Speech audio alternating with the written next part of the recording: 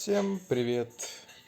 Вы на канале MSR Guns Online, и это я, Мистер Ганс. В сегодняшнем видео я решил не рассказывать никаких новых лайфхаков. Сегодняшнее видео больше будет для, так сказать, продвинутых людей. Ну, основываться мы будем на чем?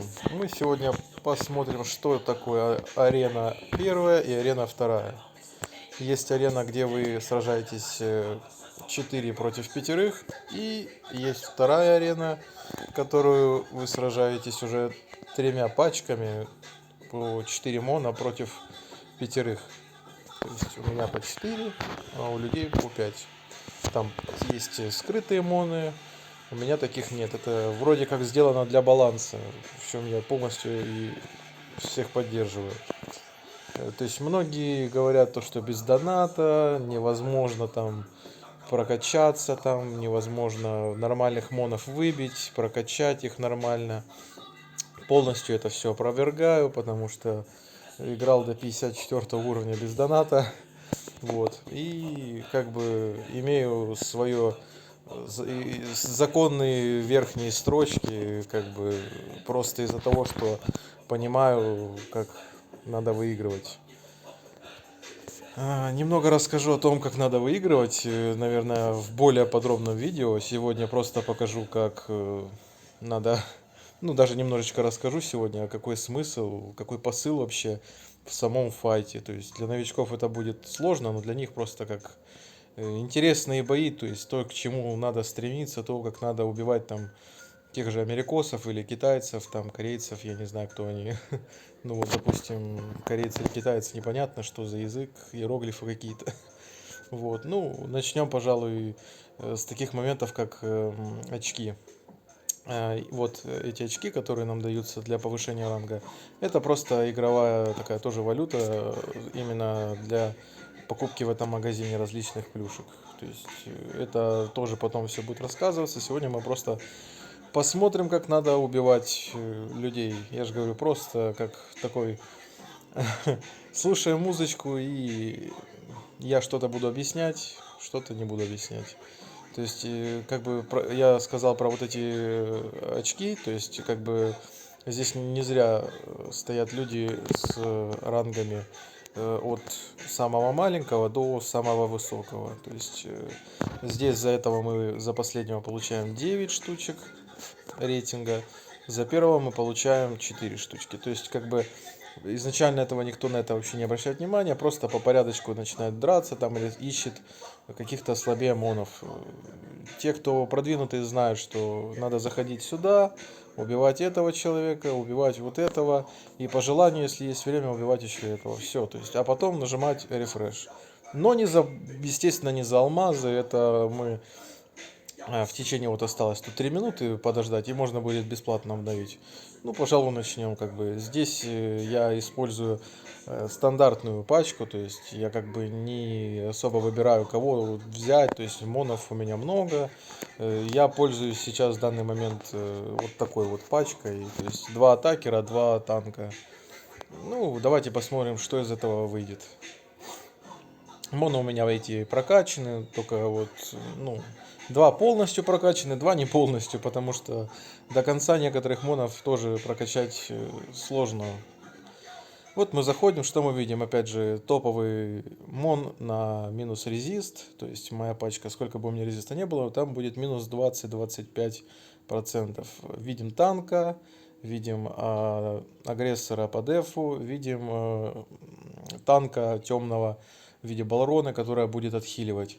В каждой пачке есть ключевой мон, которого нужно убивать, чтобы не как-то, ну, все, чтобы прошло гладко. То есть сейчас идет сезон на ману, поэтому у меня здесь Анубис мой, как бы.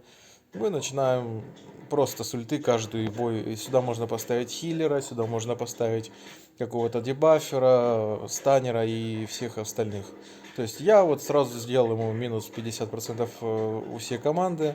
И здесь сейчас мы ищем ключевых монов. Ключевые моны это как бы, если мы не хотим, ну мы видим как бы то, что у нас минус резист и У него этот мон дает, забирает ману у моих монов, еще и плюс с ульты станет. То есть мне нельзя дать ему застанить меня. Если он меня застанет, здесь начнется просто звездец. Этот мон, он станет и делает камень на 2 хода с ульты. Тоже плохой для нас мон. Этот агрессор бьет сильно, больно, но не так, как бы нам сейчас он помешает. Это танк, он не дамажит, он просто отхиливает. То есть наша задача просто не дать ему ультануть, чтобы он отхилился. То есть наша задача убить кого-нибудь из этих. То есть как бы сейчас моя задача больше не получить стан на 2 хода, сифонить ману, пожалуйста, сколько угодно. То есть вот мы немного снесли еще. Я думаю, продолжить можно. Возможно, будет крит или что-то в том роде. Нет, крита нет.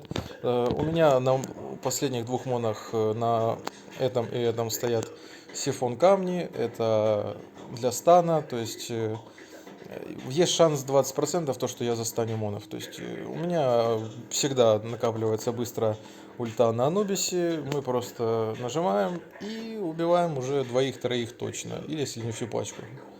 Пожалуйста, видим, как бы Юки с полной маной, ничего страшного, как бы я имею 2 сифонера, я спокойно могу сейчас убить того, кто меня мешает постоянно, как бы я могу забрать у него столько маны, сколько захочу, и ничто этого не получу, то есть как бы уже все, бой проигран, ключевые моны проиграли, ну и просто добиваем их, и все, как бы на этом бой закончился. Вот примерно такая механика у игры, как бы в плане арены. Главное знать, можно даже не искать, и как бы есть здесь такие вещи, как, допустим, противоположные стихии, то есть, допустим, естественно, моя вода будет, вот, допустим, того же Какамару мне будет сложнее убить водой, чем огнем, то есть огонь будет, у меня есть огонь, но я его все равно не беру, потому что у меня моны прокачаны очень сильно, я это вполне себе понимаю, я понимаю, что этот мон, даже если сделан на атаку, он все равно не повредит мне никаким образом. Я вижу здесь, опять же, мона огненного, ватного, я знаю, что он ватный. То есть это все постигается там, когда вы прокачиваете монов, когда вы их юзаете где-то на арене, на титанах, где-то еще. Вы сразу будете понимать, что на что способен этот мон. И потом видите их на арене и понимаете, что да, мон бьет сильно этот, да, он очень противный, но он ватный, опять же, тоже мон ватный. Если у него хороший крейст-резист, то да, тоже все, конечно, это хорошо. Вот. Часто пачки повторяются, вот, особенно сейчас у меня ранг Диамонт, как бы мы идем на челленджера, ну, здесь как бы я на героях обычно играю, то есть в это я просто немножечко в этом сезоне, ну, прошляпил, у меня, видите, 112, обычно у меня их там 10 остается, там, я, то есть, все играю. В этот как-то я немножко подзабил на арену на этот сезон. Ничего, еще есть у нас, 2 дня можно еще вернуть все. Ну, то есть, вот, допустим, еще один пример с этой арены, которая первая. Вот пачка у нас есть мон, мы берем, да, вот даже прям вот в начале, когда будете на арены заходить, вы можете вот пытаться искать, изучать монов, то есть как бы смотреть сначала на их лидерку, ага, то есть мы читаем, понимаем, минус 20% к нашему криту, то есть у наших атакующих монов будет уменьшен шанс крита на 20%. Дальше что? Смотрим на скиллы. Та же самая 20 на 2 хода 90% застанить одного мода, с ульты на 2 хода 80% нас поставить в камень. Дальше отхиливать всю команду на СП и ХП, ну, то есть на ману и на ХП на 10% с обычной атаки, не дамажит ни хрена и делает с ульты минус резист всем на 2 хода, то есть это полностью будет все на нас вешаться, мы ничего не сможем с этим сделать. Вот это ключевое является мон в этой пачке, потому что почему? Быстро накапливает ульту с помощью того, что он свою ману, точнее нашу ману будет забирать этим скиллом, и будет на 3 хода вешать на нас, ой, на 2 хода, извиняюсь, 100% будет вешать на нас сапы 3 сапа на 2 хода, то есть 3 вот таких штуки, которые будут нас очень сильно дамажить. Кто бы у меня тут ни был, танки 100 тысяч хп, там 200, неважно, он быстро рассыпется от этого всего, и это будет очень плачевно. Вот, допустим, мой Мерлин, он сейчас на второй эволюции, у него сейчас 102 тысячи хп, то есть мне хватит 6 таких сапов, я просто развалюсь нахрен. Накинется это все очень быстро. И в этой же пачке мы еще видим танка, банка простая, вообще, ну, просто агрит на себя и точно так же на один ход может в камень поставить. То есть среди всей пачки здесь есть что? Танк, минус резистор, чтобы основной ключевой мон мог надамажить. И, естественно, банка, которая просто будет мешать моим атакерам его убивать.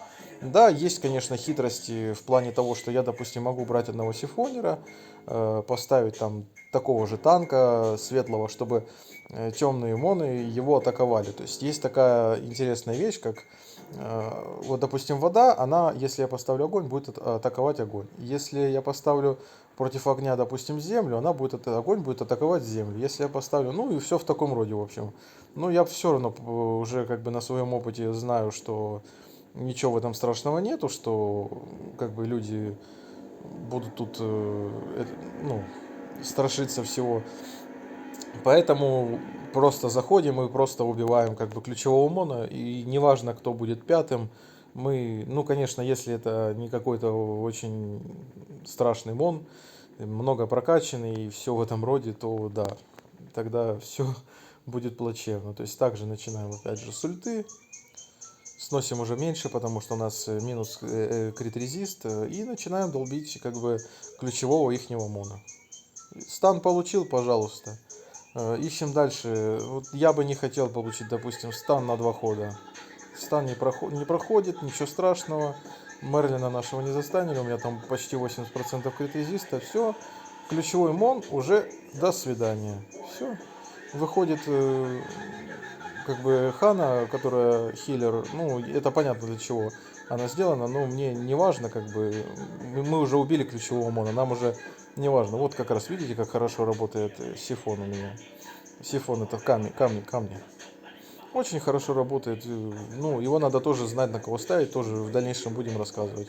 Вот я рассказываю про как бы то самое, э, то, что накопить третью ульту ну, то есть при суперэволюции у нас как бы три раза мы ультуем, 2 раза, и у нас вот получается супер ульта, с помощью которой мы можем сделать что? Мы можем сделать до свидания вражеской пачке почти всей, или же все. Ну, видите, так как минус крит резист, ой, критический шанс здесь, мы поэтому немножечко не дамажим прям хорошо. Не даем хиляться, естественно. 2 сифонера можно разных ставить. Я раньше, допустим, пользовался Шивой воды. Тоже полезный мон. Но сейчас как бы у меня есть 2 намного лучших мона, поэтому я их использую. Считаю пачку очень сильной, как бы именно в атаке. В защите ее даже не думайте ставить, это полный бред. В защите в данный момент я использую, ну, вот примерно вот такую пачку, то есть Купидон Света, но она не доделана, то есть как бы это так, пробный вариант, чисто так я проверяю. И просто один бой готов показать вот с, так сказать, арены. Здесь я немножечко больше в нее играю. Здесь у меня, ну, тут и легче накапливаться тем, что за вот этот хайдовый бой я получаю, сколько я получаю? Я получаю 30 сразу. Сразу много. Здесь я использую 3 пачки, как бы я больше здесь делаю уклон на первую и на вторую, конечно, пачку хотелось бы делать уклон, но она у меня чаще всего проигрывает. Поэтому я делаю уклон на третью еще пачку. Но на первой я как бы, ну, две я точно игры выиграю, как бы и побеждаю. Тут как бы зависит уже от того, на какую я попаду. Потому что я здесь расставлять каждый раз не собираюсь.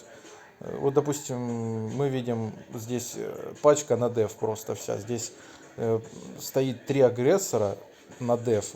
И Зигфрид, который сейчас в лидерке с щитом, он дает 40% от лидерки своей защиты на всех. То есть эта пачка очень сильная, как бы ее очень часто юзают там и все такое прочее.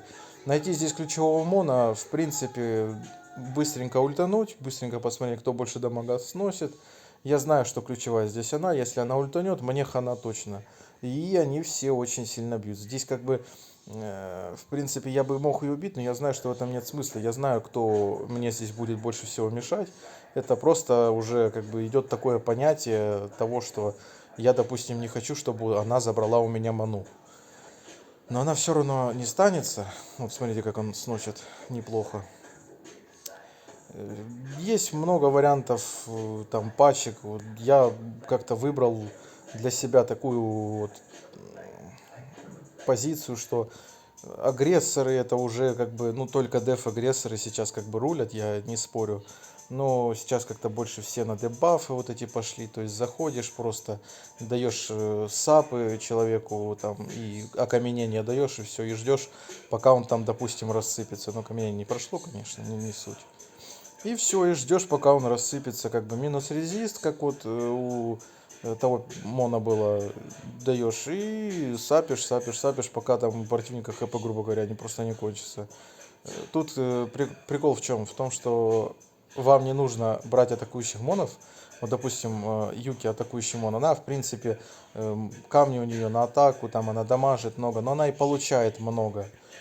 Здесь, допустим, светлая пачка, я вообще не понимаю, зачем ставят пачки на этот все светлых монов или всех темных. Вы огорчены, просто обречены на проигрыш сразу же, потому что люди элементами обычно воюют, как бы, и не собираются там тупо также брать светлую пачку там или темную пачку. Почему я такую Анубиса света? Я знаю его механику, я знаю, что ему ультануть также нельзя дать, как и вот такой же Хани, которая была в прошлой катке. Здесь я просто в этой пачке надеюсь на шок. Как бы здесь просто рандом. Видите, моего агрессора почти снесли. Я могу также попробовать сыграть на удачу. Есть, да, теория идеального замеса, так сказать. Ну, это что это значит? Это значит то, что вы заходите и просто вот нажимаете стан. И ждете, что он всех застанет. Бам, он никого не застанил. Теория замеса просрана просто. Вот и все. Что делает этот Анубис? Вот он ультует, допустим, мало того, что он восстанавливает хп, ну, своим моно, так он еще и ману восстанавливает там с каждым ходом. Накапливаем третью ульту, опять ультуем, 3 моно, до свидания, выходит такая же женщина, как и у меня. Мы забираем у нее ману, чтобы не дать ей ультануть. Здесь мы не боимся этого, мы просто даем этому ультануть. Главное, чтобы этот мон не ударил моего же. Но он будет бить темного, а на темном большой как бы резист, поэтому он не зашокается, мы ничего в этом не боимся. Также можно отхилиться спокойно. Забираем ману, ничего не боимся, ждем также опять, ну видите, шок бывает проходит и тогда, ну у нас уже ульта накопилась, уже как бы конец игры, ну мы сейчас тоже получим, возможно даже проиграем, потому что, ну я не знаю, сейчас посмотрим. Хильнуться или дать попробовать. Видите, вот почему вот это и есть теория идеального замеса. Вот сейчас, если он просто будет шокать меня на 2 хода, я просто развалюсь и все. То есть я пока лучше хильнусь. Будем ждать и смотреть. Если ему просто начнет переть, как бы он будет просто меня вот ультовать и ультовать. То есть у него уже накопилась третья ульта, то есть сейчас будет много урона, а у меня левый мон сразу отъедет. И видите, вот что я называю теорией идеального замеса. Идеальный замес для него: остался один мон и просто развалил всю пачку. Просто потому что, ну, так получилось.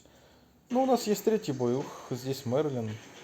Но у него 2 мона, как бы, третьей эволюции, не супер эволюции, поэтому мне не особо уже сейчас страшно. Даже 3 мона. Поэтому мне теперь вообще не страшно. Поскольку я увидел разовый урон, как бы, с первого удара. Ну да, это все у меня как бы 3 атакера, 1 сифонер. Но я сразу также опять же скажу, что сифонер это тот, кто забирает ману. Ну как бы я не знаю, зачем ставить таких монов. Да, может быть просто нехватка их или что-то в этом роде.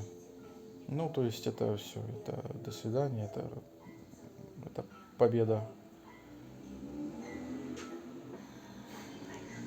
Это просто банка, ее вообще не стоит бояться. Вот и все, победка.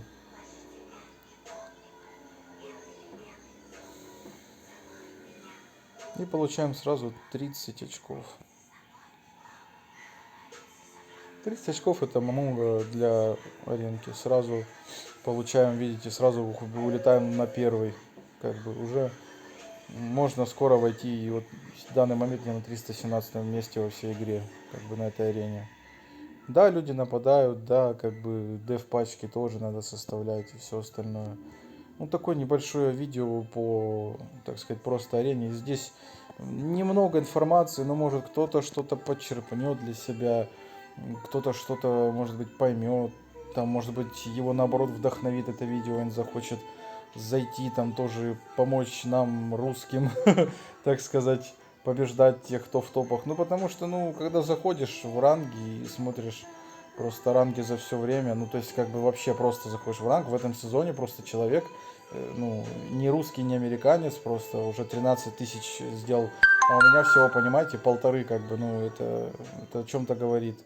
Как бы, ну да, есть в топе американцы, но в основном посмотрите, кто в топе. Вот, ну, типа, хочется видеть здесь русских, как бы, пускай это будут английские ники, не знаю, написаны водка, балалайка, что-то в этом роде. Ну, про эту арену могу то же самое сказать, как бы, ну, опять же, только, ну, есть американцы или русские, но в основном, вот, как бы хотелось бы это отсюда убрать. Люди, как бы, ну, не особо там тащат из-за скилла, да, некоторые, я не спорю, там, умеют играть, понимают, там, монов имеют классных, но в основном за донат, как бы, там, много они не получали, некоторые просто бросают, потому что не могут просто сопротивляться этому нападу.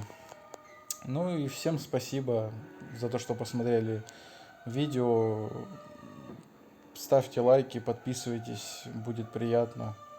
Будем в следующем ролике делать уже опять для новичков. Это так было просто мотивация, так сказать. Может быть, кого-то и правда затянет, скажет, я тоже так хочу заходить на арену и всем по щам давать. Всех монов, там, каких лучше, не лучше, я могу объяснить, что на кого ставить, там, кого лучше качать. То есть монов сейчас добавляют реворк, там, допустим, недавно какой-то мон был плохой и там стал хорошим.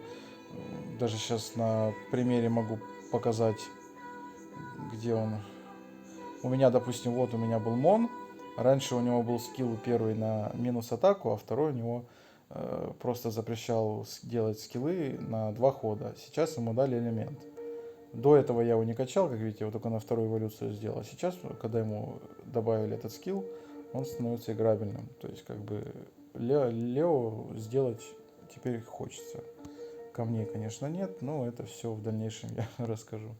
Все, всем пока, все подписывайтесь, ставьте лайки, всем пока.